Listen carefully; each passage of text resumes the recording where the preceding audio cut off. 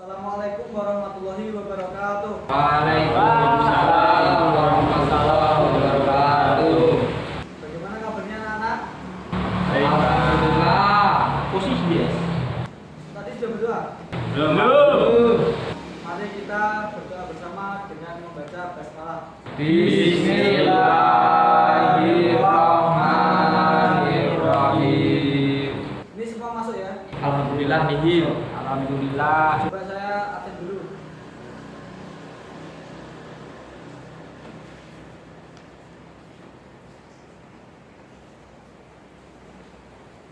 Ahmad Johar Fikri Habib, Tidak alwa, Pak. Adimas Lukman, Saya, Pak. Alvin Aziz, Selalu, Pak. Muhammad Rifki Sofiyullah. Halo. Ini hadir semua ya? Ya, Pak. Baik, pada hari ini kita akan membahas tentang kaidah inti, melanjutkan kaidah yang lalu.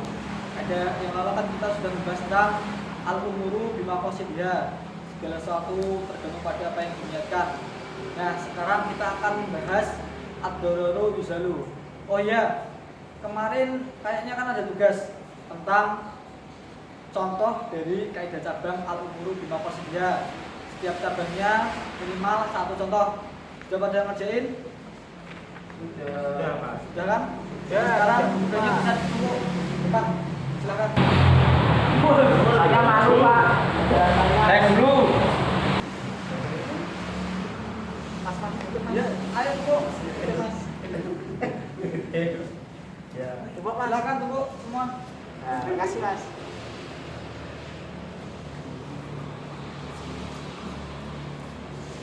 Ya, ini sudah semua ya? Ya. Ada 4 murid. Oh ya, ada 4. Ya, terima kasih. Oke. Nah, pada pagi hari ini kita akan membahas tentang kaidah inti ad-dararu yuzalu beserta cabang-cabangnya. Nanti kita akan buat 4 kelompok. Kenapa 4 kelompok? Karena nanti kita menyesuaikan pada cabang kaidah ad-dararu yuzalu yang ada 4 kelompok juga. Nah, sekarang coba kita berhitung dari belakang, silakan. 1, 2, 3, 4. Ya, berarti ini persisnya ada 4 kelompok. Nah, sekarang coba perhatikan semuanya nanti. Bapak akan menyebutkan kaidah cabang dan beserta kelompoknya. Coba nanti dicatat semua. Dicatat semua terlebih dahulu, nanti baru kita bagi kelompok sesuai cabang-cabangnya. Paham? Pak. Untuk kelompok pertama, kaidah cabangnya ad-daruratu tubihul mahdzurati. Saya ulangi lagi, ad-daruratu tubihul mahdzurati. Sudah? Ya, sudah. Sekarang untuk kelompok kedua, wa ma ubi kalid darurati yuqaddaru biqadriha. Wa ma ubi kalid darurati yuqaddaru biqadriha. Itu untuk kelompok 2. Untuk kelompok 3, ad-dararu yuzalu bid-daruri.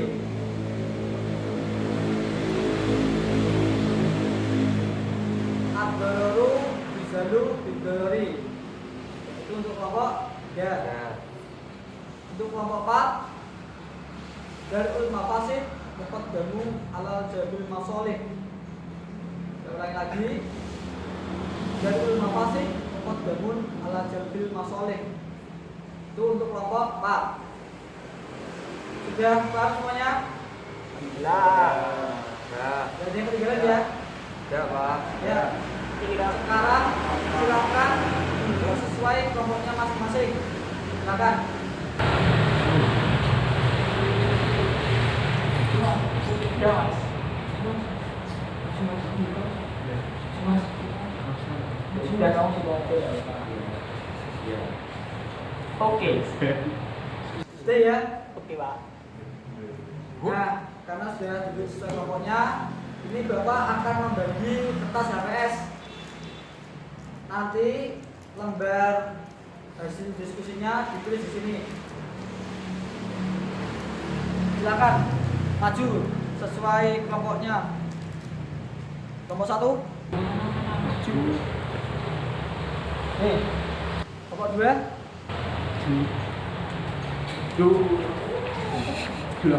Kelompok 3.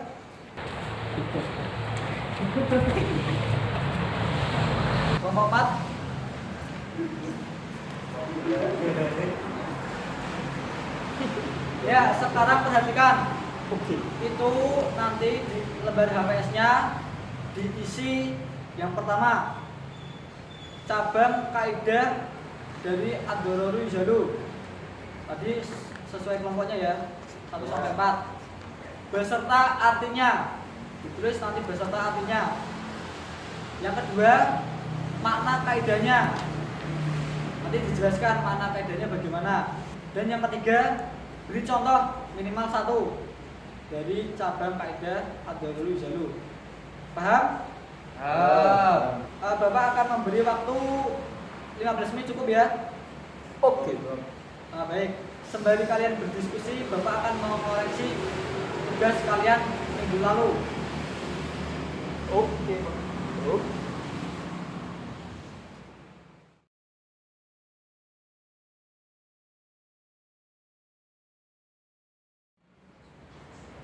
Baik, sudah 5 menit, sudah semuanya? Sudah saya lagi Pak. 1 menit lagi, ya. Gimana sudah? Sudah. Bagus. Nah sekarang perwakilan kelompoknya maju dan presentasikan hasil dari diskusinya tadi. Ingat ya, yang nanti yang dipresentasikan ada cabang kaidah beserta artinya, makna kaidah dijelaskan, dan juga menyebutkan 1 contoh. Paham? Paham sekali paham. Ya silakan untuk kelompok 1. Kelompok 4 dulu Pak, dari belakang aja. Kelompok 1 aja. Kelompok 1 dulu. Maju Mas, maju Mas. Sini, maju depan sini. Ya, saya akan membacakan kaidah nomor 1 dari istilah tadi, yaitu al-daruratu tubihul mahdurat. Artinya kondisi darurat memperbolehkan sesuatu yang semula dilarang. Kaidah ini bisa dimaknai bahwa jika seorang berada pada kondisi darurat atau mendekati darurat dan tidak ada jalan atau cara keluar dari kondisi tersebut kecuali dengan mengupayakan hal-hal yang sebenarnya dilarang syariat, maka pada kondisi yang demikian ia diperbolehkan untuk melakukan hal-hal yang dilarang itu. Contoh, yaitu jika seorang diserang oleh seseorang penjahat yang ingin membunuhnya atau merampas hartanya dan tidak ada cara lain untuk lolos darinya kecuali dengan membunuh orang jahat tersebut, maka ia diperkenankan melakukan hal itu karena berada dalam kondisi darurat. Sudah. Sudah kembali. Bisa dikumpulkan hasil diskusinya. Ya. Ya. Beri tepuk tangan untuk kelompok 1. Selanjutnya kelompok kedua. Silakan. Saya Pak. Ya, kelompok kedua. Suwi Mas.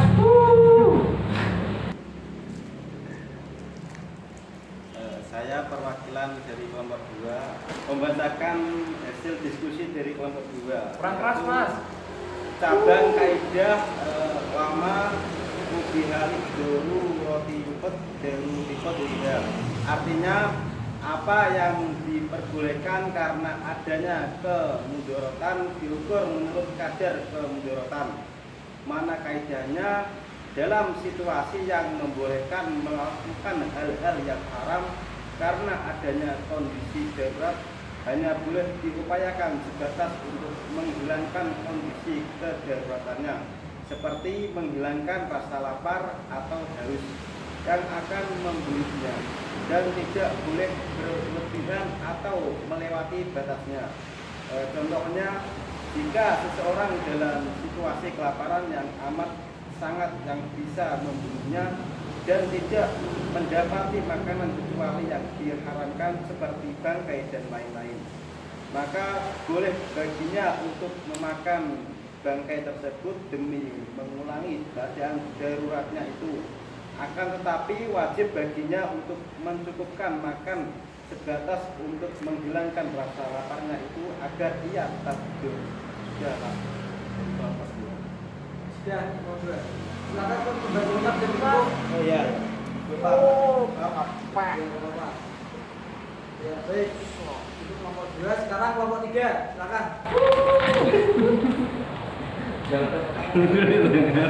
Kelompok 3 ini semangat ya. Silakan kelompok 3. Ya, terima kasih. Setelah saya dan kelompok 3 sudah debat mengenai cabang kaidah ini, kami menyimpulkan yaitu cabang kaidahnya ad-dararu la yudaru bin doror. Yang artinya kemudaratan itu tidak bisa dihilangkan dengan kemudaratan yang lain. Lalu untuk maknanya sendiri, suatu kemudaratan wajib hukumnya untuk dihilangkan, tetapi dalam prakteknya ia tidak boleh dihilangkan dengan kemudaratan yang serupa atau kemudaratan yang lain atau yang lebih besar. Untuk contohnya sendiri, seperti misal jika seseorang berada di bawah ancaman pembunuhan, kemudian ia dipaksa untuk membunuh orang lain yang tak bersalah, maka ia tidak boleh melaksanakan perintah itu sebab ancaman pembunuhan dirinya merupakan satu bahaya dan membunuh orang lain juga satu bahaya serupa. Benar mau ganti? Ya, kumpulkan. Terima kasih Pak. Tepuk tangan untuk kelompok 3. Sekarang kelompok 4, kelompok akhir. Yo, iso yo.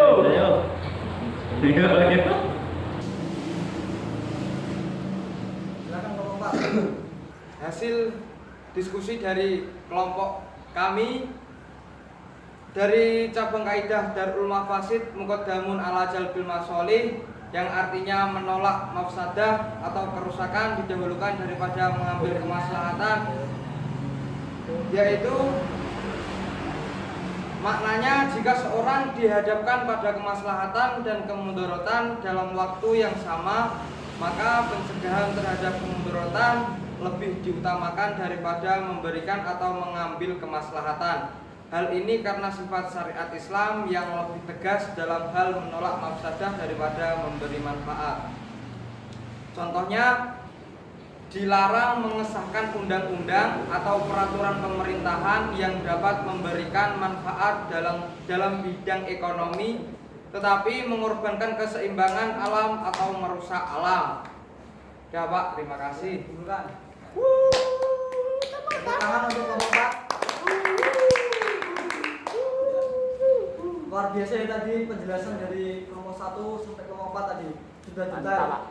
Bahkan menjelaskan makna kaidah tadi sudah bagus. Sekali lagi tepuk tangan untuk kelompok 1 sampai kelompok 4.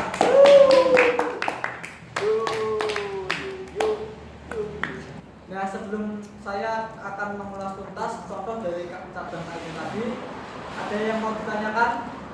Mungkin mau disanggah ataupun ditambahi. Mas Alvin Pak biasanya. Mas Alvin mau menambahi atau menyanggah?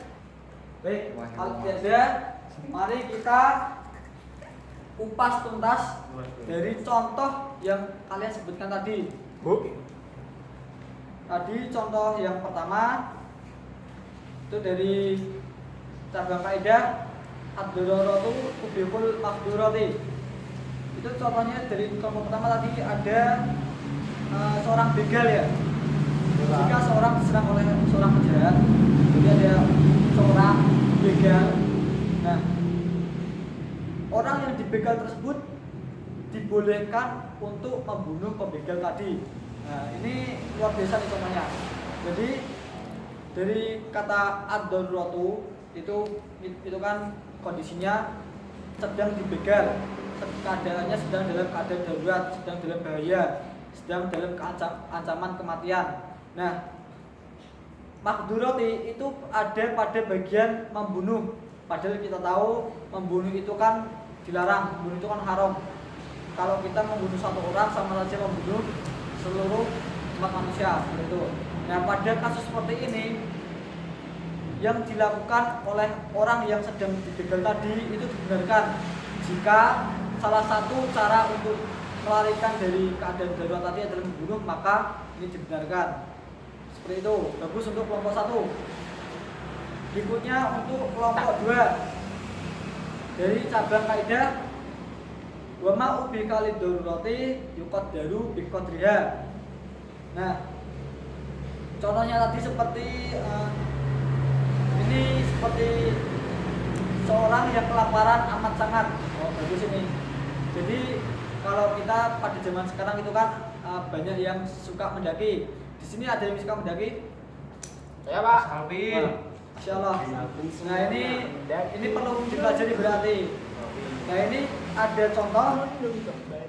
Jika seorang dalam situasi kelaparan yang amat sangat dan bisa membunuhnya dan tidak terdapat makanan yang lain kecuali di situ ada bangkai ataupun binatang yang haram, maka boleh memakan dan menangkap binatang yang haram tadi. Bagus contohnya. Ini kan dalam cabang kaidahnya bahwa ubi kalid darurati, apa yang dibolehkan karena keadaan darurat. Jadi kan memakan bangkai, memakan binatang yang haram itu kan boleh jika ada keadaan darurat tadi seperti kelaparan, itu kan dibolehkan. Maka yang boleh dilakukan tadi itu hanya sekedar apa yang menjadi keadaan daruratnya. Tadi kan keadaan daruratnya lapar, maka itu untuk menghilangkan kelaparan harus memakan sesuai satu porsi. Berarti di sini ketika kita sedang dalam keadaan mendaki ya, terus kita lupa membawa bekal makanan, katakanlah saja begitu. Terus kita tersesat dan kita tidak menemukan makanan sama sekali. Nah, dalam keadaan jarak jauh kita melihat seekor babi, lalu kita menangkap, setelah itu membunuhnya. Nah, setelah itu kita membakarnya. Nah, dalam keadaan tersebut kita hanya boleh memakan babi itu secukupnya saja. Kalau kita sudah cukup, kalau kita sudah tidak lapar, maka tidak boleh dilanjutkan. Bukan berarti kita kalau wah ini babinya enak, dimakan langsung semua dihabiskan, itu tidak boleh. Kalau laparnya sudah hilang, kok kita terus memakan babi tersebut, maka yang setelah lapar itu menjadi haram. Itu paham ya? Terus selanjutnya ada kelompok 3 tadi. Mana contoh dari kelompok 3? Oh nih. Ini dari cabang kaidah ad-dararu la yuzalu bid-darari. Kemudaratan tidak bisa dihilangkan dengan kemudaratan yang lain. Ini contohnya seperti ini. Oh ada ini. Ada 3 orang. Contohnya ada 1 orang itu penjahat, 2 orang itu berteman. Nah, tiba-tiba datanglah seorang penjahat menodong sebuah pistol dan mengancam salah satu nyawa dari teman tersebut tadi. Nah, teman yang pertama itu diancam akan dibunuh, dan jika dia mau tidak dibunuh maka harus membunuh teman yang kedua. Nah, dalam keadaan seperti ini, teman yang pertama tidak boleh menuruti penjahat tadi. Teman pertama tidak boleh saling membunuh, apalagi saling membunuh karena salah paham. Ya, jangan baperan seperti itu ya. Jadi seperti itu. Terus gimana Pak? Kalau seperti itu, berarti kita mati dong. Kalau tidak menuruti penjahat tadi, ya bukan begitu. Kita masih bisa menggunakan cabang kaidah yang pertama tadi. Kemudaratan itu membolehkan sesuatu yang awalnya dilarang. Seperti itu masih boleh dilakukan. Jangan membunuh sesuatu yang keadaan darurat, jangan. Jadi seperti itu ya. Iya, Pak. Ya, untuk kelompok keempat tadi. Mana? Ini. Kelompok keempat dari cabang kaidah darul mafasid muqaddamun ala jalbil masolih. Menolak mafsad ya, menolak kerusakan, menolak madarat itu didahulukan daripada mengambil kemaslahatan. Contohnya seperti itu tadi dari kelompok 4. Pemerintah dilarang mengesahkan undang-undang yang di dalam undang-undang tersebut ada manfaat untuk meningkatkan ekonomi suatu negara dengan cara mengorbankan keseimbangan alam. Contohnya menebang hutan dengan skala besar hanya untuk lahan investasi agar meningkatkan ekonomi dalam suatu negara, itu tidak boleh. Karena kalau hutan itu ditebang habis-habisan, maka akan menimbulkan longsor, menimbulkan banjir, bahkan bisa menimbulkan gempa seperti itu. Maka di sini suatu yang menolak mafsadah, suatu yang menolak kerusakan, mencegah kerusakan itu lebih didahulukan daripada mengambil maslahat dari kegiatan tersebut. Jadi seperti itu. Ya, sampai sini ada pertanyaan? Tidak Tidak ada? Tidak intan. Ya, tidak. Nah, untuk menutup pembelajaran pada kali ini, Bapak minta tolong ini dibuat PR saja, membuat mind mapping dari kaidah inti ad-daruri yuzalu. Buat mind mapping sesuai tadi yang kita sudah diskusikan seperti itu. Paham? Paham. Bapak mau tanya sekali lagi. Jika ada yang belum paham, bisa ditanyakan. Silakan. Kalau tidak ada, kita bisa akhiri pembelajaran kita di sini. Mari akhiri pembelajaran kita dengan bacaan hamdalah. Alhamdulillahirabbil alamin. Sekian dari Bapak, mohon maaf ada kesalahan kata. Ya, semoga sehat selalu ya. Amin ya Allah. Dan jangan Salam segala baik. urusannya. Amin. Sekian, wassalamualaikum warahmatullahi wabarakatuh. Waalaikumsalam.